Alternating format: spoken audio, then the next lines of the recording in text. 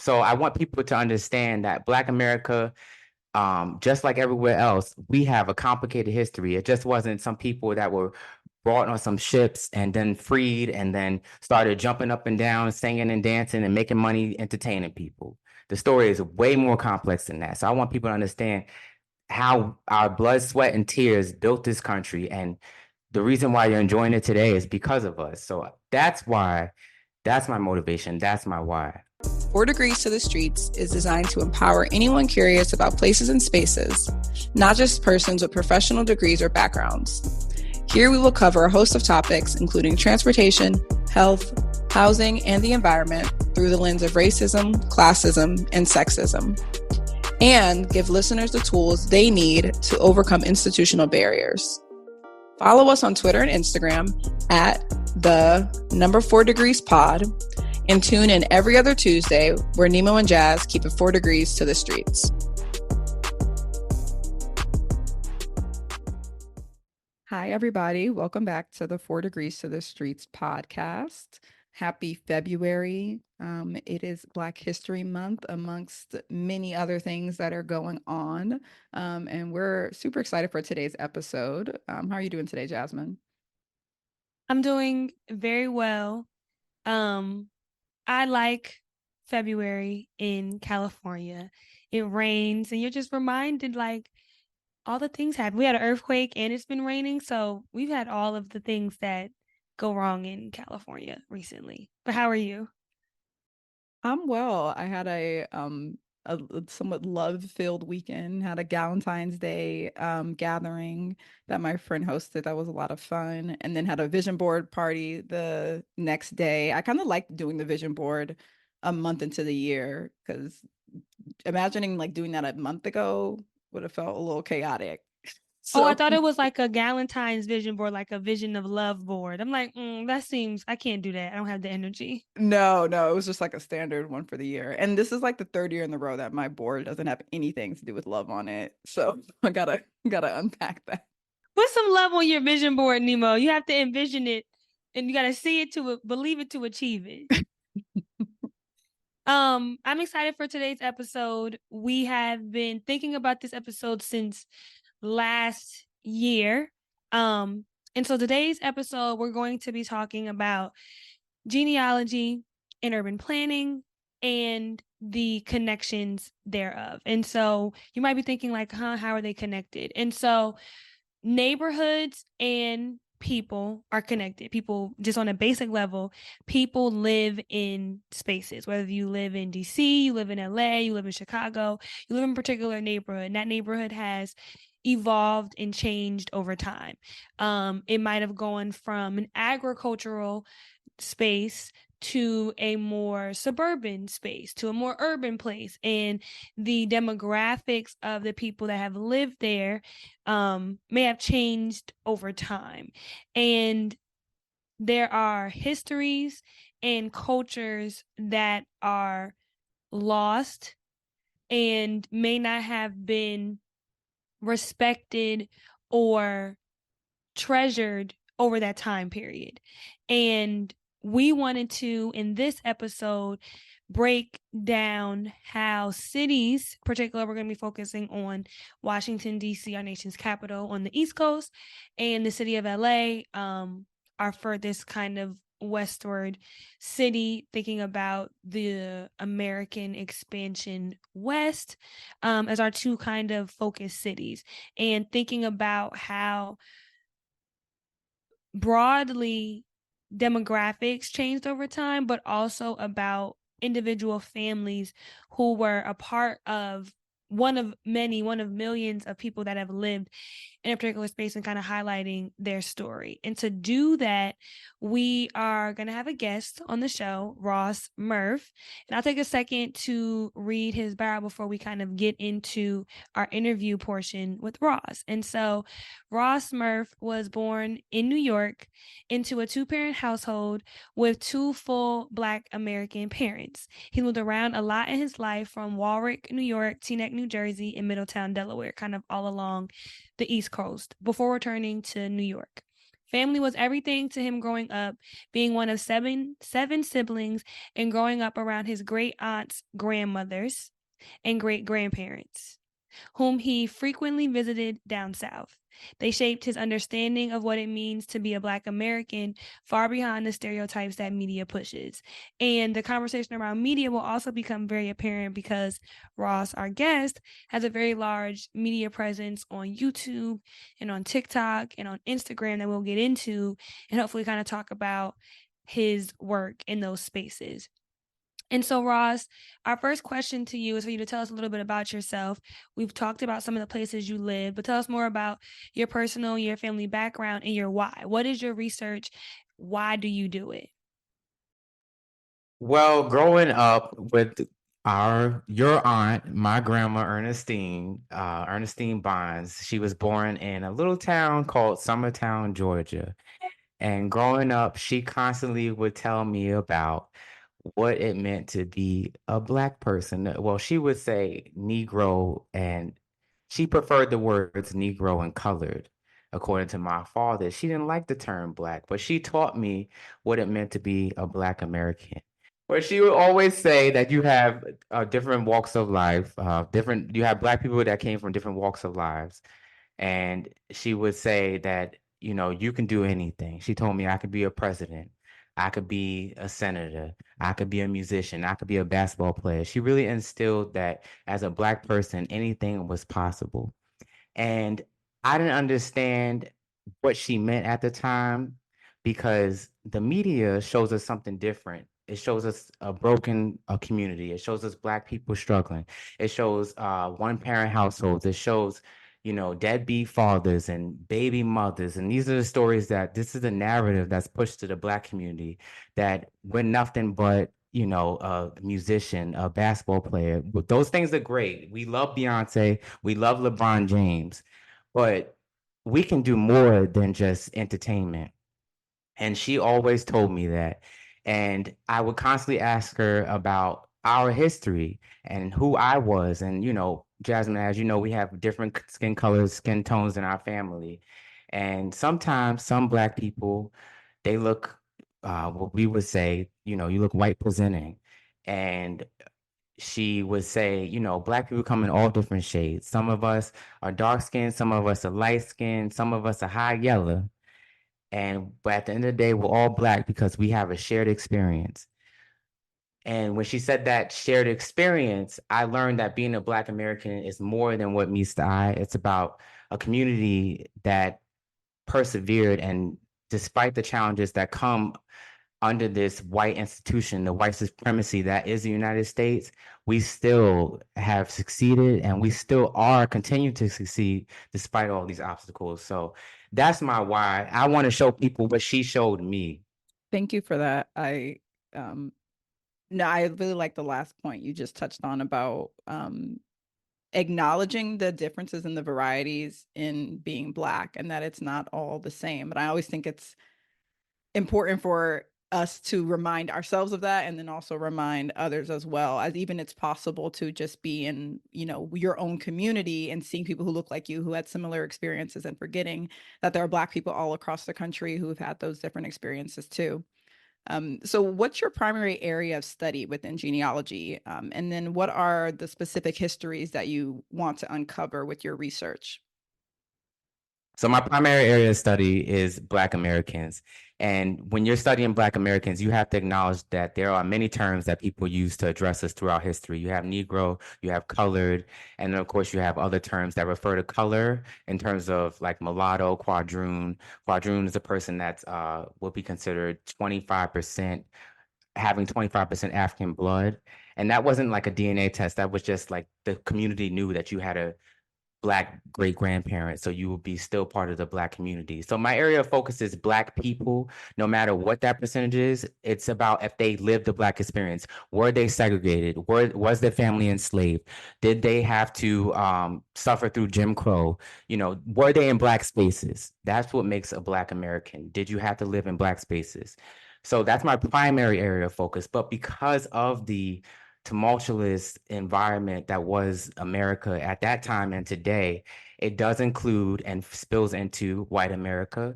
And because the foundations of this country were the Portuguese and Spanish, which a lot of people don't know.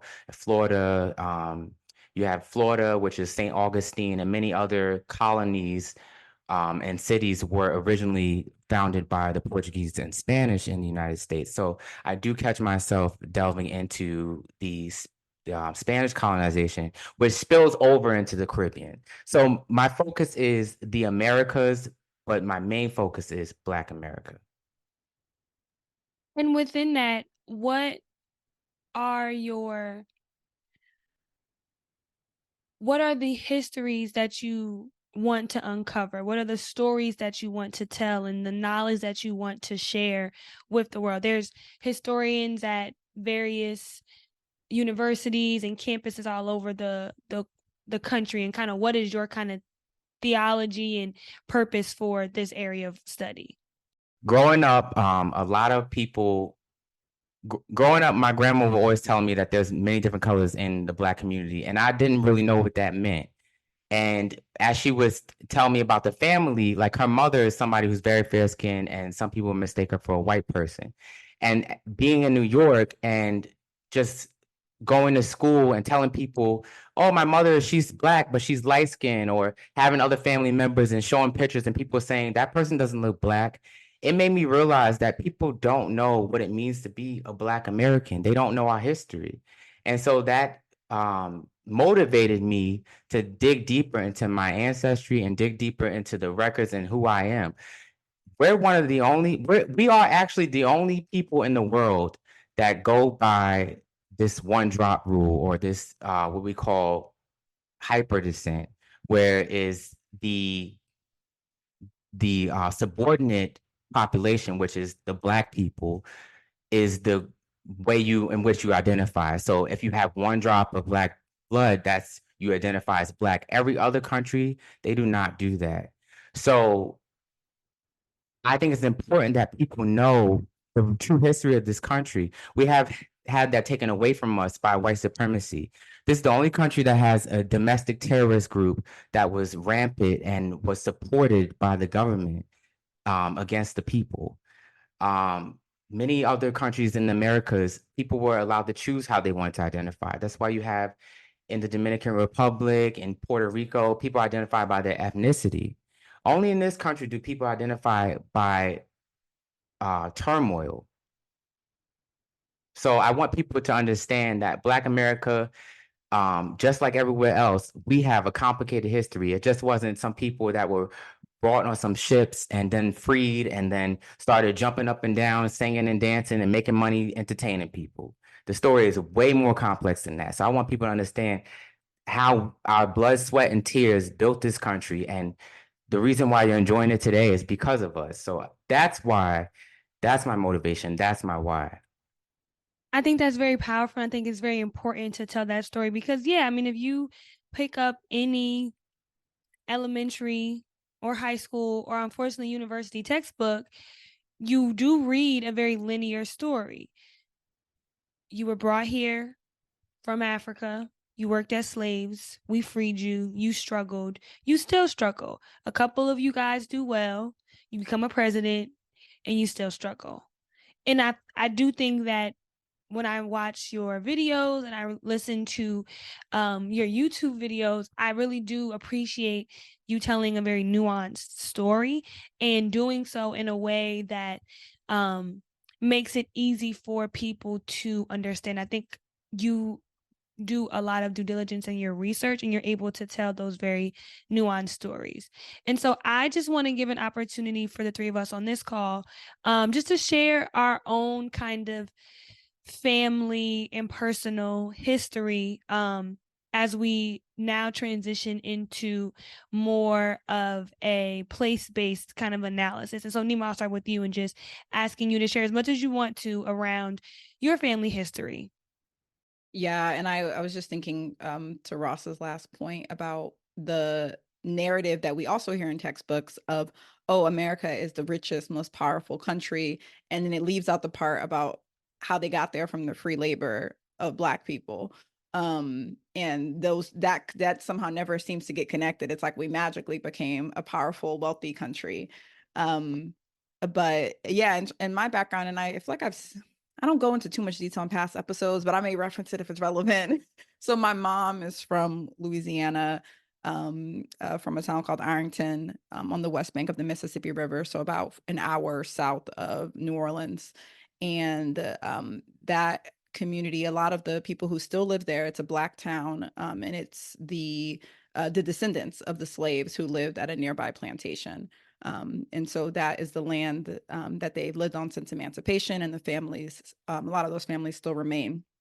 And that town, Arlington, has been plagued with segregation through government. It's located in Plaquemines Parish, and so the political leader was racist, and it continued even after his reign ended in 1969.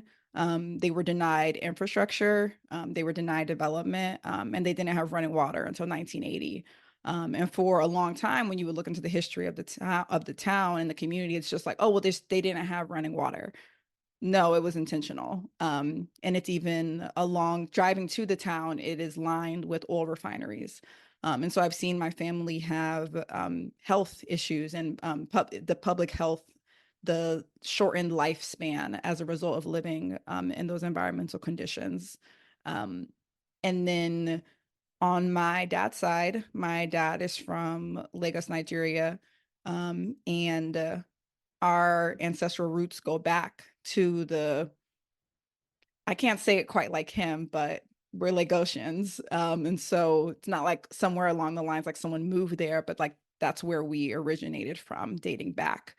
And on his maternal side, my great grandfather purchased land from the indigenous people who were given land after the capital was founded in Lagos. So the capital at the time was Lagos, and so the government displaced, but also gave land to the indigenous people and relocated them, either gave them land or founded a new community for them. And so a lot of them sold that land. And this still happens in the current capital of Abuja, where those indigenous people were given land. And they often want to live in the place that is most familiar to them. And so that's not on the paved roads or the completely finished homes. They want to live in as people would say, the village. They still want to live there no matter how much money the government gives them. So they end up selling their land. And so that's how my great grandfather purchased multiple properties. And then when he passed away, my grandmother inherited one of those homes. And that's the home where my father grew up in. And I'll stop there, but that's some of the history. I just want to say something to that, Nemo. In the genealogy world, Nigeria is being used as a barometer for that's where the most enslaved people were taken from, right? And the funny thing about that is that if you look at the Ancestry 23andMe white papers, they call it, or if you talk to an expert, a scientist that works for those companies, they will tell you the reason why Nigeria is overrepresented is because Nigeria is the most diverse country in West Africa. And you just spoke to that about the indigenous people being displaced by other ethnic groups in Africa moving to Nigeria because it's such a wealthy, it's a developing country and it's doing really well. So it's attracting a lot of different ethnicities. I think it's always important to share these stories. And I think we talked about this kind of I can't remember, one of our episodes about Nemo and I both went to planning school, and how you kind of get to planning school and everyone's talking about equity and DEI and diversity and inclusion, but we never really have a moment to like talk about our own family background. So I like to have these moments to share. And so Ross and I are cousins. And I'll just share my family background as I understand it to be. My grandfather and Ross's grandmother are brother and sister, growing up in the same household in Georgia. And I'm always very proud of sharing the story of my grandfather and his siblings, my great aunts and my great uncles, as being part of the Great Migration of Black Americans migrating from the South, from places in Georgia and Louisiana, Mississippi, and Arkansas to places like like Oakland and New York and Chicago and New Jersey and Boston, and looking for better wages. Truthfully, was looking for better opportunity for themselves and for their children. And so my grandfather is one of the millions of Black Americans who left the South to the North for opportunity. And he worked in a car factory for 40 years and was able to save and work diligently as both a cab driver and a bartender, and his own kind of construction company and doing snowplower and just a bunch of different jobs, so that he was able to build a house, buy other houses, provide for his family and for his children and for his grandchildren. And when I look at that particular time period in America, I'm always filled with joy that my family is a part of it, and how much opportunity was able to come from that. And I always struggle with the narrative that Black Americans are shiftless and lazy and want to receive handouts from the government and choose to live in places where there's no running water, for example. Because when I look at my family, when I look at members of Ross's family, I look at members of Nemo's family, that's all I see are hardworking Americans getting up every single day to build this country and provide for their family. So I really struggle with the concept and the narrative that we have no purpose. And it's been instilled in me a lot to be a hard worker and to be determined and all of those things. And so I think it's helpful for us to tell that story because it does require some attention. I think there's a big effort across America, and whether it's in the media or in history, to kind of tell a different version of our story for whatever purpose it serves for the people telling that story. That some kind of way is beneficial to not connect the dots, as Nemo said, from how America became one of the wealthiest countries in the world, to just leave the part out about everything that we've done for this country. And so we're going to spend some time now digging into the history of urban planning through a lens that we haven't really talked about. I know we had our first episode, which is the history of racism in urban planning. And that kind of starts from, we talk about that from a housing and a transportation lens, talking about the Highway Act that enabled cities to use highways as a way to ram through existing urban communities. But we'd like to take it a step back to one of the most basic premises of urban planning, which is zoning and property rights. And that goes back very far to 1917, in which you have people owning land, right? And as a property owner, it is in your interest, for a variety of reasons, to make sure that your land remains valuable, that you're able to extract all of the value out of that land. But you cannot do so unless there is government regulation that supports that. And so that's the basis of zoning. The basis of zoning is to protect the rights of property owners. And at various points of time in America, to be a property owner, you needed to be a white person. And white people worked extremely hard to prevent Black people from owning land. And once they did, to prohibit their ability to use that land as they so pleased. And so we have the case of Euclid, Ohio, and Ambler, and they questioned the constitutionality of zoning, thinking about whether it was exclusive in nature. And at the end of the case, they decided that yes, cities can zone. Cities can set up different areas of the city designated for residential, for commercial, for agriculture, in that if you own this land, you can do so within the boundaries of this particular use. And if not, you can request to use it a different way.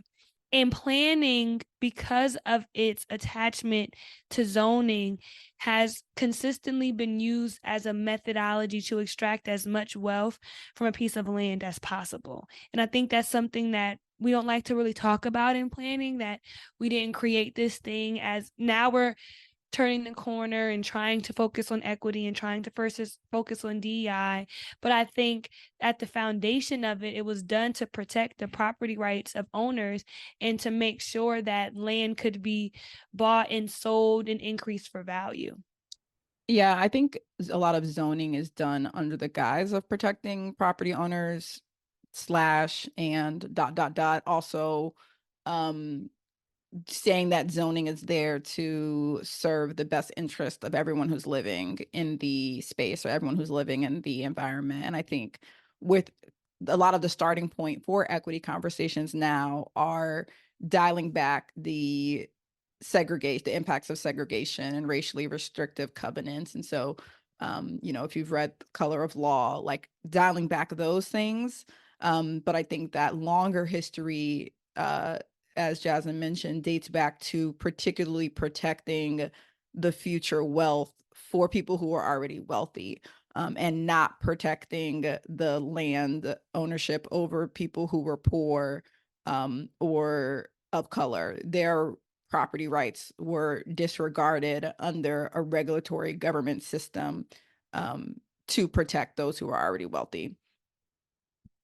And I think the point about zoning that always gets missed is its connection to property taxes. And so I appreciate that additional level of research that we're going to talk about here. But in our budget episode, we talk about like the sources of income and sources of revenue for cities, and property taxes are one of the biggest sources. And so not only are existing property owners highly incentivized to protect their wealth and the future wealth of their land, the city is also highly incentivized to make sure that the land in their jurisdiction consistently increases in value, because they then tax you as the property owner on the value of the land. And so if they're in a jurisdiction in which land and value is consistently going down, it's not in their best interest. And so you will see why cities are very willing to upzone. Okay, well, we said it could only be a 5-story residential tower, and you could put in a variance for it. And if we can demonstrate that now this land can be worth a 20-story tower, well, that's 4 times as many tax dollars that we could generate for our budget and for this and for that. And so those things are very much interconnected and intertwined. And the unfortunate piece about property taxes and about the connection between real estate and planning is that everyone is trying to always maximize that value while at the same time paying the least amount of money. And we see stories, we saw them in the pandemic a lot, of how the value of, I actually was just finished reading the book, Know Your Price. I'm going to get the name of it, it'll be in the show notes, but it's about how homes owned by Black Americans and homes owned by white Americans of similar structure, of similar age, similar vintage, are priced and valued differently. And so if I'm a homeowner and I own a 3-bedroom, 3.5 bathroom, single family house in a nice neighborhood on a tree-lined street, and I have a white picket fence, but I'm Black and you own one somewhere else with the similar neighborhood characteristics and you're white, your house is likely going to be valued higher than mine. They've done research on it to show. And what that does is it extracts wealth from Black households before they're even able to generate it. Most Americans, the most wealth that they own is in the value of their home. That home ownership is like that key to wealth. When you pass away, you inherit a house, you inherit a land, you inherit an apartment building. And so by valuing it lower, simply because it's owned by a Black person, you are consistently removing access to wealth. And I think the number is somewhere in the millions of like over time how much wealth has been removed from Black households simply by undervaluation of their homes as compared to similar homes in white neighborhoods. Yeah, I think let us not forget that comprehensive planning and zoning that go hand in hand. Um, Comprehensive planning came out of the Department of Commerce at the time. And so I think thinking about how the property taxes on properties go back into the city's budget and is seen as an economic tool dates back to the origins of that as well. And the final point on this is just that just because money, and it's interesting because I believe only, and you'll probably correct me on this, but I think only school district taxes are the only ones in which like where you pay is where it goes. In other areas, we all pay our property taxes on time, February 17th, whatever. But just because I've paid my amount and you've paid your amount doesn't necessarily mean that my street is going to be repaved at the same rate or the same frequency as your street. Doesn't mean that I'm going to have the same number of street trees as your street or the same number of parks or the same quality of those same amenities. And that's where things get really tricky. And we've had loads of episodes on just the lack of distribution of city resources across neighborhoods based on race and income. And so now we're going to hear more from Ross. In particular, we're going to highlight two cities. We're going to highlight Washington, D.C., which is significant because it's our nation's capital, and Los Angeles, California, because it represents the United States' furthest expansion west. We all remember the Manifest Destiny from our middle school history class. And we'll discuss both the Afro-Latino population as founders of the city of Los Angeles. And in Washington, D.C., we're going to talk about one particular family, the Black descendants of a United States president. And so the story that we're trying to uncover and the story that we're trying to unearth here, the history that we're trying to talk about is the story of Afro-Indigenous land loss in Washington, D.C., and the role of Afro-Latinas in founding Los Angeles. And so, Ross, I'll turn it over to you to start giving us the foundation of this history. All right. When talking about land loss, when it comes to, I want to use the term Americans. Now, when I say Americans, we're talking about Black Americans, but I'm using the term Americans because that's what they are. So you're talking about a group of people who some of their ancestors were already on this land. And you have some of their ancestors brought here on ships, or whether that was straight from Africa or straight from the enslaved Africans that were living in Europe or the enslaved Africans that were living in the Caribbean. Those are all places where African people were taken from and brought to what is now the continental United States. So you have the Europeans coming to the Americas and displacing the native people. And then you have them taking these enslaved these Africans, enslaved Black Americans, and placing them on these, people say plantations, but we know that those were imprisonment camps. They placed them on these camps and they were breeding them. They were using them in any way that they could. People were a commodity at that time. So right there, you're already looking at land stolen. Fast forward to the emancipation, the Civil War. And now you have a group of people who are freed and have nowhere to go. And we all heard about 40 acres and a mule. No one received their 40 acres and a mule. You had to work and earn money to buy a property. You had to work for your land. We always had to work in this country. Nothing was handed out to us. That's something that a lot of people don't know. So once the Civil War was over and all the enslaved people were emancipated, they built what we call freedmen freedmen villages. There were a bunch of villages that they had for the freed people if they didn't stay on the plantation. A lot of freed people stayed on the plantation, freedmen. They stayed on the plantation in which they were formerly enslaved, and they were sharecroppers, and they were hoping to earn their money to buy a portion of that land or go somewhere else and buy some property. So these villages, we have one that was, everyone knows Arlington Cemetery. So you have the Arlington Cemetery in Washington, D.C. That was a huge freedmen's village because in Virginia and in Maryland and North Carolina, all these areas that surrounded D.C., D.C. was a major city at that time. It had a population, I don't know, we could pull up the population, but it was a large population in comparison to New York, and Atlanta wasn't even a city at that time. So just keep in mind that DC was a major city at that time. So if you were a free person and you're looking for work, you want to go to DC. That's where all the politics and all the entertainment, everything was in DC. So you, as a Black person, you knew you can get a job in DC.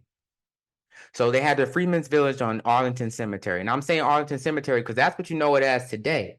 But back then it wasn't Arlington Cemetery. And Arlington Cemetery is owned by the government. Now, Arlington House is where Arlington Cemetery is now today. So Arlington House still stands. So you have George Washington Parke Custis. He lived in Arlington House. George Washington Parke Custis, of course, he owned enslaved people. George Washington Parke Custis is the part of the George Washington's family. This is George Washington's step grandchild. So it's Martha Washington's blood grandchild, George Washington's step grandchild. And he owned enslaved people, lived in Arlington House on the Arlington plantation of what is now today Arlington Cemetery. And he had children with one of his enslaved women. And that family was the Syphax family. So the Syphax family, you have George Washington Parke Custis. He had children with his enslaved woman that he claimed to love, and he freed her and her children. He freed his enslaved woman and her children. Now, we're talking about Robert E. Lee's first cousins. This is his Black family that people didn't know about until it wasn't announced until 2019 that the Arlington Cemetery and what is the U.S. government came out and said, yes, those are George Washington Parke Custis kids. And the reason why it's a big deal, because this is one of the wealthiest white families, if not only the United States, but the America. They're connected to royalty. This family is descendants of King Charles. That was the king who started the English Civil War. So you have this Black family living on what is now Arlington Cemetery, at the time Arlington Plantation. And Maria Syphax, she was deeded 17 acres of Arlington Plantation. But as time went on, the family was struggling to maintain their inherited land because the government constantly was questioning, where are the deeds? Where are the records? And also, she was an enslaved woman, so that was bizarre for them to give. The white people thought it was bizarre for somebody like George Washington Parke Custis to give his enslaved woman, any white person, it was bizarre to give their enslaved person property. But that would they should have thought, okay, maybe this is his child or offspring, but they didn't think that. They just thought he was doing something, I guess, strange and, crazy. So in these records, you have these chancery suits that were filed by the Syphax family in the Alexandria courthouse, and they were constantly fighting to claim their land because the U.S. government was trying to say that the property doesn't belong to y'all. We actually need the property. Like you was talking about zoning. If you see where Arlington Cemetery is today, it's in a prime location in DC. And eventually they lost the property. The family lost the property during World War II. At the beginning of World War II, the U.S. government condemned all the Syphax property except where the Abbey Mausoleum stands for war purposes. The owners filed suit against the government for compensation for the loss of their land and buildings. The government settled with the owners in 1943 by either paying cash or finding them acceptable housing in the area. The homes that were removed were two-story white frame houses with front and back porches.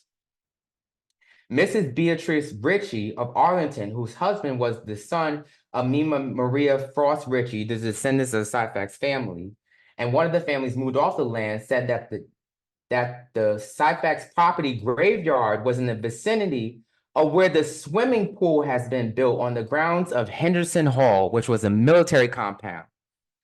It's still there. Those reinterred in Lincoln Memorial Cemetery were Charles, Marcella, and then it goes on to name all the other Syphax descendants. So the government just decided to take that property from this family, despite them being descendants of George Washington. That would have never happened if they was white, because there are many properties throughout DC that stand from that era that you can go and visit today that are properties from prominent white men at that time. Because they were Black, they weren't considered of significance. Now, the Syphax family, they're a light-skinned family, and with that became light-skinned privileges, and also being descendants of, a wealthy white family. So despite all that, they were still treated as my grandma would say. So that's what happened in DC. That happened to every Black family. That was what's happening to every Black family. So this is a Black family that should have been at the top, and they were seen as no different than every other Black family in the area.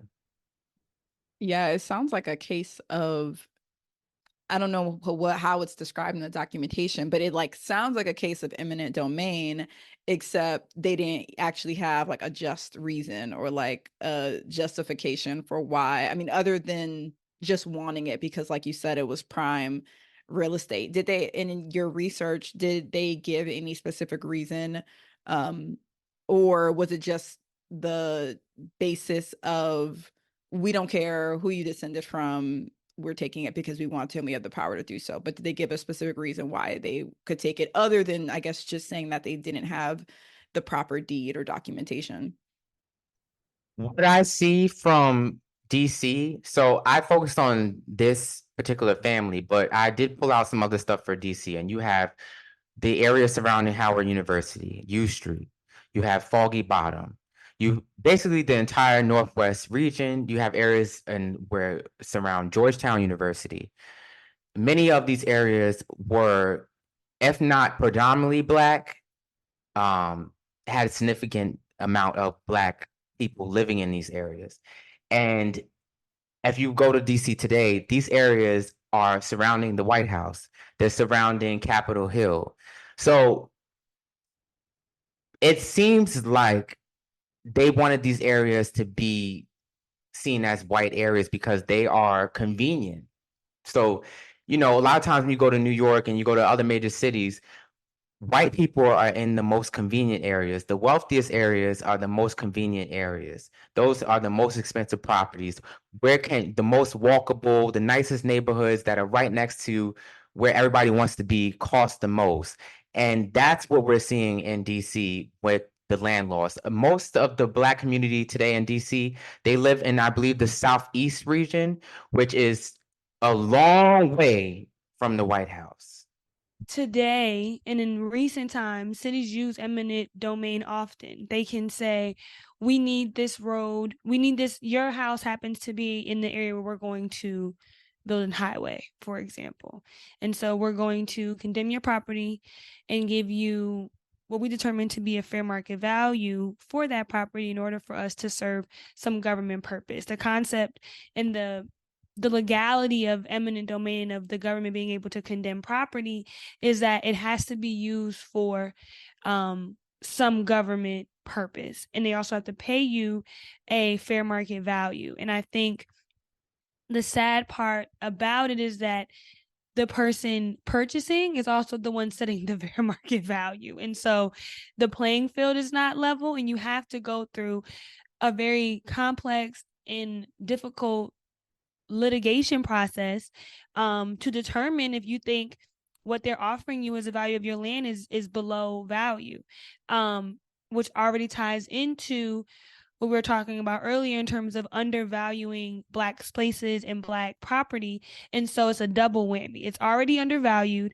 The government's coming in present day, giving you what they call a fair market value for that land, but that's already below what the quote unquote market value is for the property. And so at multiple levels, wealth that you own and the potential for future wealth that you own is consistently being removed and extracted from you. And I think it's particularly important for us to tell this story about Washington, D.C. and unearth this history, because there's a perception, thinking about just like mass media and the stereotype or the kind of narrative that is told around being Black in America, is that these are the problems of racism, the problems of being treated unfairly, the problems of vice is a Southern problem. Like, that happened in Georgia, that happened in Alabama, that happened in Louisiana. Like, yeah, we get that. That's completely understandable. But like, it would never happen in New York. It would never happen in DC. But it's like, no, it happens everywhere. And this relates to the Highway Act of, I can't think of the year, but the National Highway Act of the Eisenhower administration, and the use of eminent domain and condemnation to build highways through the center of urban neighborhoods, just because you can say, oh, it's blighted, and it becomes blighted, and you can say it's blighted because the people who live there are Black or are some other, they're Latino, they're Puerto Rican, they're Dominican, they're Jamaican. You can say, oh, that's a slum neighborhood, so we can demolish it to build the highway. And I think that's just it's interesting to see how it's not a new practice. It's a practice that's been going on well before the advent of the highway system or subdivisions or housing complexes. To finish on that point, so I want to read this excerpt because I want the audience to notice how important race was to them. So again, this is George Washington Parke Custis's daughter and granddaughter we're talking about. So George Washington's grandchildren or great-grandchildren. So the Arlington estate, late occupied by the General Robert E. Lee, bounded as follows. So it talks about the parameters of the land. I'll fast forward. In 1860, the state of Virginia land book value for the Arlington estate was $34,100. That's in the millions today. The United States government paid $26,000 for the estate on January 11th, 1864. Mr. Harris, the senator for New York and the chairman of the Committee on Private Land Claims, presented the bill for the relief of Maria Syphax before the Senate in May 18, 1866. The motion made by Mr. Harris proposed the release and confirmed to Maria Syphax her and her heirs and assign a piece of land in the southwest corner of Arlington Estate consisting of 17 acres and 53/100 of an acre upon which she had been living since 1826. In his presentation, the Senate, Mr. Harris made the following statement. Maria Syphax, a mulatto, was once the slave of George Washington Parke Custis. Mr. Custis, at the time she married, about 40 years ago, feeling an interest in the woman, something perhaps akin to a paternal instinct, manumitted her, so freed her, and gave her a piece of land. It had been set apart to her, and it's been occupied by her and her family for 40 years. Under the circumstances, the committee thought it no more than just the government had acquired the title to this property under sale for taxes, and that this title should be confirmed to her. So they agreed that she should have the land at the time. But it goes on to say, the modern Syphax, the Syphax of the present bill, although of African descent like the royal Syphax of yore, is much humbler in personage. The former was born a king, the latter a slave. It continues to talk about the family, but they were so adamant about saying this is a Negro. How did she get this property? It's because of the narrative that Black people are shiftless, that we own nothing, that we never had anything. The go-to is that's not true.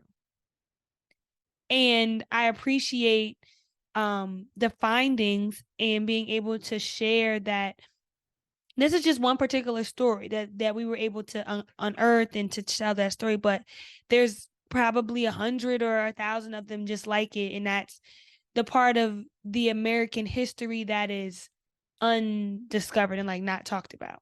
Yes, exactly. And I use this example because this is a woman that is half white. And imagine what that meant for those that weren't half white. Just imagine, like the ones that worked for their property and bought their property.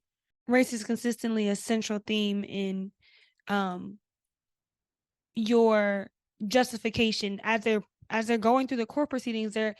Why is it relevant to discuss her race? Like if she lived on the land for 40 years and it was hers, and it's hers.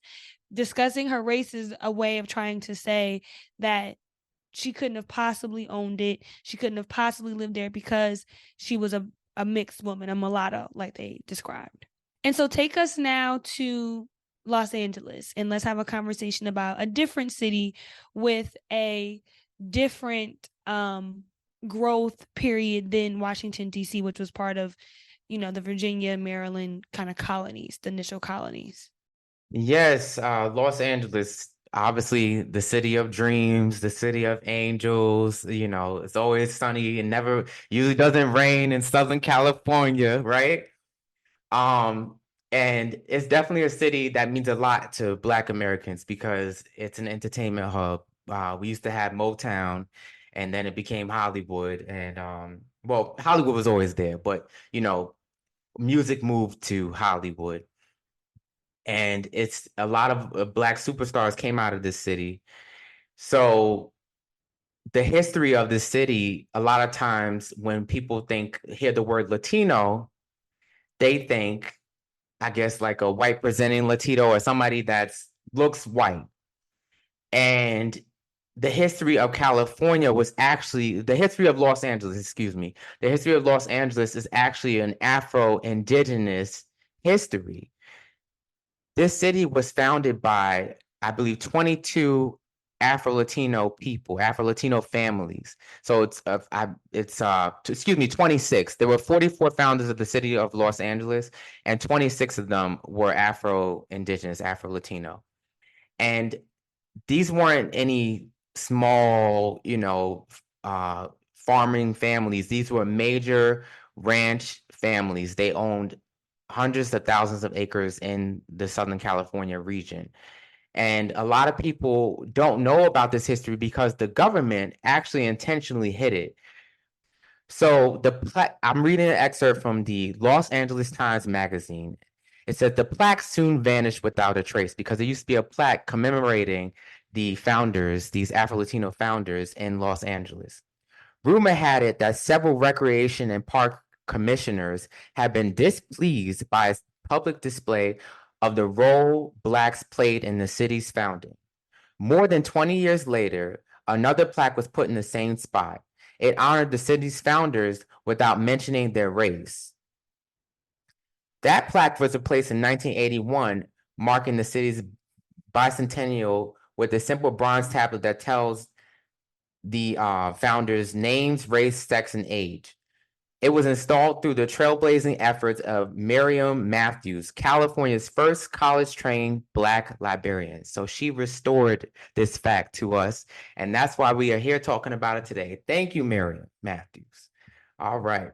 So I want to talk about the Pio Pico family. We all know Pico Boulevard, but many people don't know that the Pico family owned thousands of acres in what is now Los Angeles, California.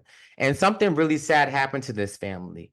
When the Anglo-Americans started to encroach on Los Angeles, as we know, the westward expansion, the reason why many of us live in Los Angeles today and speak English is because of the Anglos taking over this once Afro-Latino city. Pio Pico's family owned thousands of acres in California. They were granted in 1841. One of the largest parcels was Rancho Santa Margarita y Las Flores. It had 7 rivers and creeks, 7 lakes, and 35 miles of coast, 2 mountain ranges, and vast grazing lands. So this ranch was very profitable, and Pico made a lot of money off the property. But when he needed some financial relief, he sought the help of his brother-in-law, Juan Foster. Now, note that the last name is not Spanish or Portuguese, so it's an Anglo last name. Instead of drafting loan documents, Foster gave Pico a deed of sale knowing this brother-in-law couldn't read English. Trusting his brother-in-law, Pico signed the documents without first consulting his lawyers. A well-documented court case ensued. Pico lost the property. While evidence suggests that the brother's befuddled testimony worked against him, so his brother's befuddled testimony worked against Pico. Pico was a victim of gross miscarriage of justice. In the judgment of Paul Brian Gray, the land passed through several owners before the U.S. Marine Corps bought it in 1942 to build Camp Pendleton.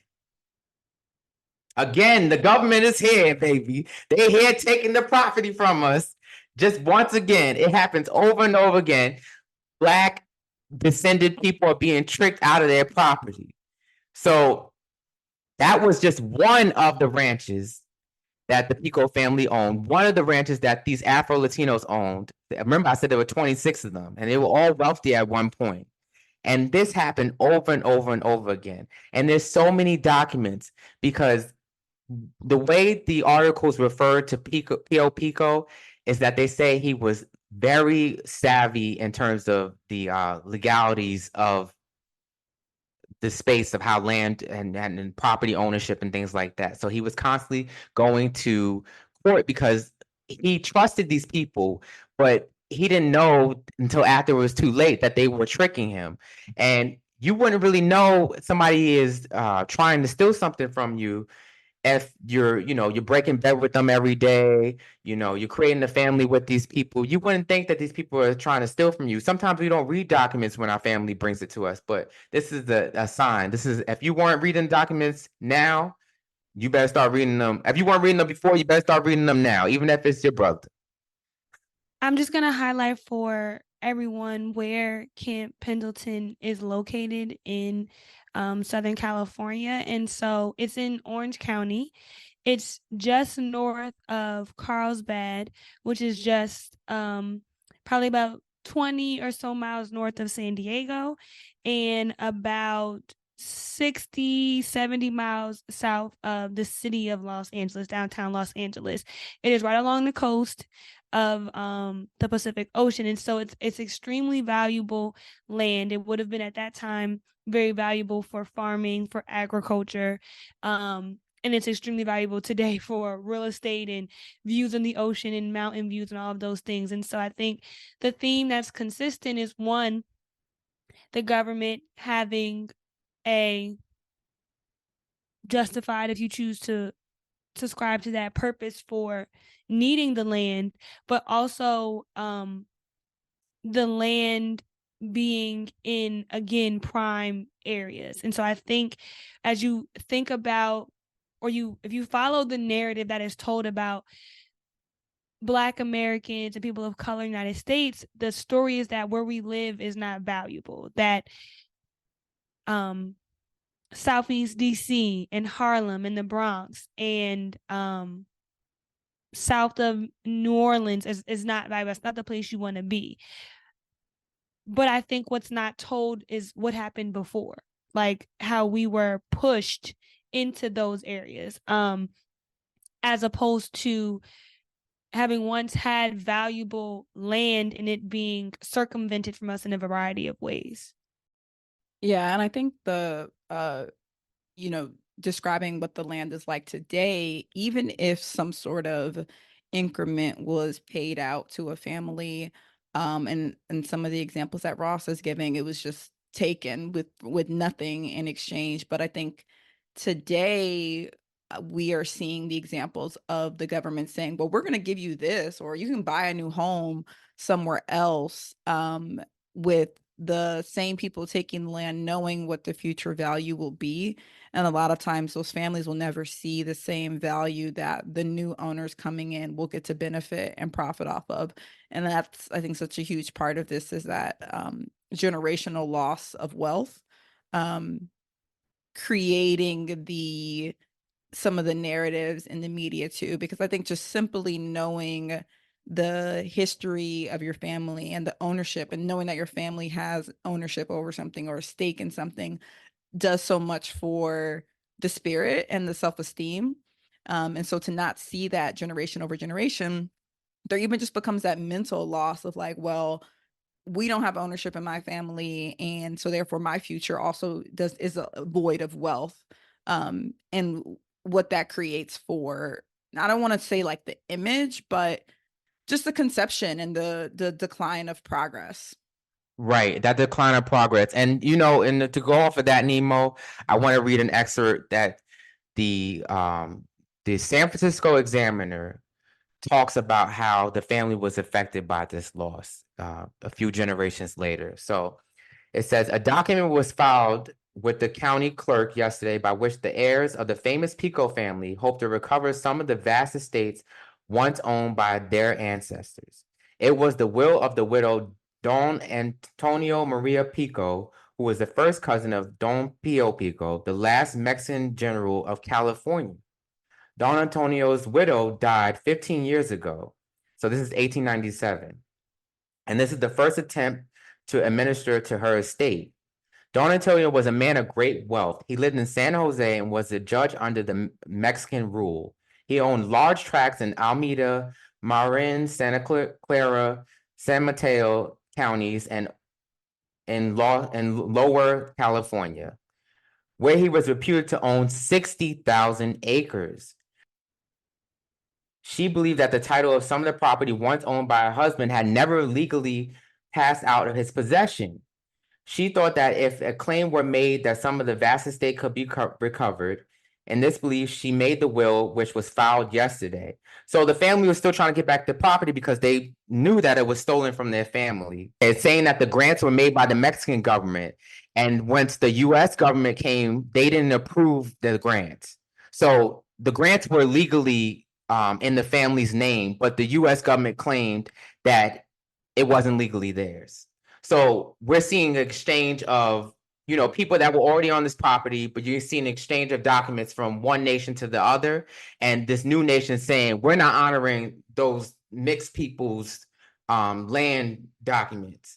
That's mine. Give it to white folk, and y'all go find something better to do. Just like that, if y'all seen the movie Killers of the Flower Moon, you see this land theft going on there. And that's what happened with the Pio Pico family, and happened with many Black Americans and natives all across the nation.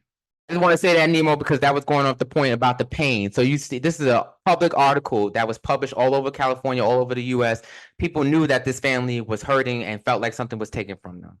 I think that's a very important part of when you tell history, right? It's easy to say, oh, that was 100 years ago. Okay, but that's somebody's grandchild. That's somebody's great grandchild.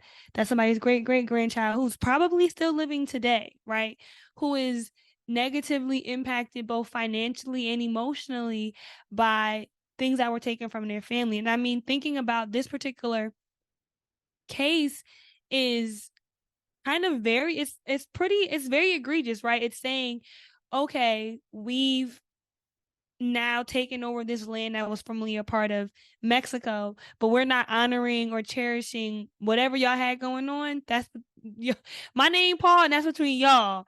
So we just discussed a lot of different histories, our own personal histories, different geographical histories, all with similar themes of things, and I think we may have described it in this episode as like land loss, and that was in the beginning of the episode, and now we're at the end of the episode and it's pure stealing, a hijacking, a corruption, and I think with the facts that Ross brought in, there's really no denying that, and it's just like it's the facts are the facts, and they're hard, and they're painful, and we see the repercussions of it today. But what are some of your takeaways from the episode, Jasmine? I think my biggest takeaway and why I wanted Ross to come on this episode is because when we have these conversations in planning school, we often start with where planners kind of start. We start with land loss to build a highway, land loss to build a sports facility, land lost to build something else. And we always start, rarely in planning do we start with the acknowledgement that before there was planning, before there were all these government, before zoning, before housing developments, before highways, there were people who owned this land, people who lived here, who were indigenous to a place that we meaning Americans, removed from their spaces. And so I think it's important to take a step back from gentrification, take a step back from urban renewal, take a step back from slum clearance, and think about individual property owners who may have had 17 acres or 66 acres or 1,000 acres or 50,000 acres of land that was, I think most said, like, stolen from them, finessed from them, hijacked from them. And I think that's an important takeaway as we think about planning for these spaces, remembering that the land that we're planning on was not ours to begin with. That's my kind of biggest takeaway. And also that, and I consistently say this, but like, that Black people are valuable, that our places are valuable, that our neighborhoods are valuable. And I think it's important for the world to understand that and not to follow the narrative that we're shiftless and lazy and want to receive handouts. I think for me, one of my takeaways and seeing the mirrors between my family's history of acquiring land in Nigeria and then the parallels of how land acquisition happens in the US. And something that my dad said that stuck with me is that owning land in Nigeria isn't enough, but you have to truly possess it and build it and do something on it. And I think the way that happens in the US is linear. When we see a sale or know that someone is, leasing a space, or even thinking about property taxes of like, well, if I don't pay my property taxes, the District of Columbia it's their house.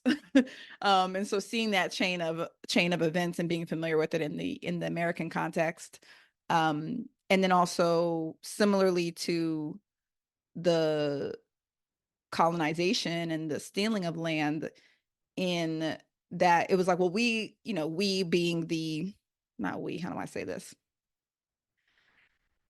killing the Native Americans and taking their land, that was seen as like, well, we got here first, completely disregarding the indigenous people.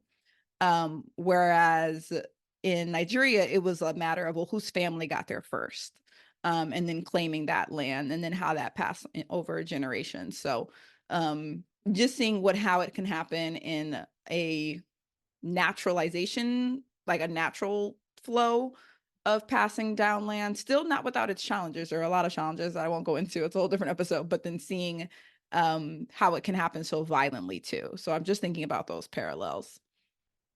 Yeah, I mean, you said something about really possessing the land, Nemo, and honestly, my takeaway is I'm gonna connect that possessing the land and doing something with the land, taking it back to my grandmother. Jasmine knows our family is all about buying property, real estate. She always say, buy property, buy property, buy property. I heard that since I was a little kid, and Jasmine can attest to that. That's something our family is big on. And like you said, buying property is more than just having the land sit there. You need to do something with it. And the government knows, when I say the government, y'all know who I'm talking about. Those people. The government knows that you need land to live.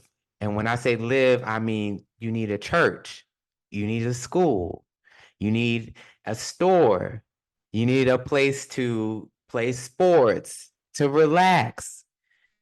And if they control those spaces, they know that you're going to be miserable and going to go to them for everything. So there's a spiritual work going on here.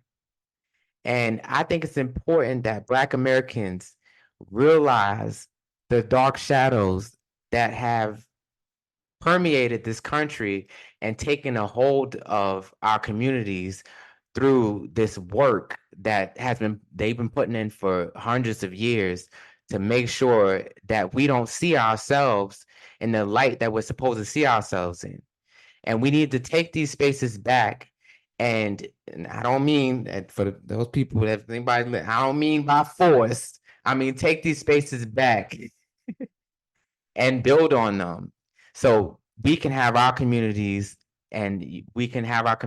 flourish and bring smiles back to Black people, because a lot of people, whether you're Black, white, everybody's hurting, but Black Americans in particular, they're hurting because they are not seeing themselves on these big stages at the table. They're not seeing themselves as being able. A lot of Black Americans are just seeing themselves as, if I don't get a rap album out, if I don't make it on this football team, if I don't, if I don't make it through American Idol, this is my last chance. If I don't do this, I have nothing going for me. And you should have a home. You should have somewhere to go back to where you can still contribute to your community, and that shouldn't be your last hope. So that's my takeaway.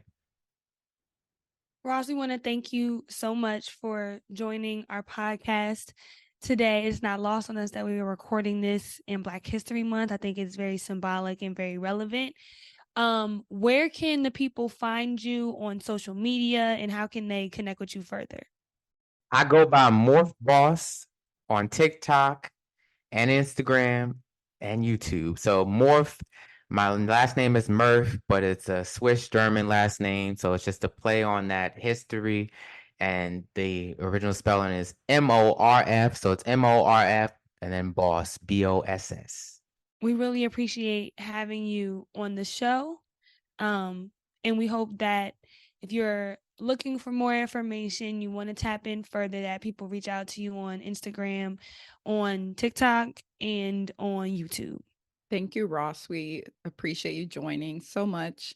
And as Jasmine said, we hope that you see from this episode that Black History Month is not limited to just February, but it is all year round, 366 in this year, 2024. And we drop episodes every other Tuesday. You can find us at the number 4 degrees pod. Peace out, y'all.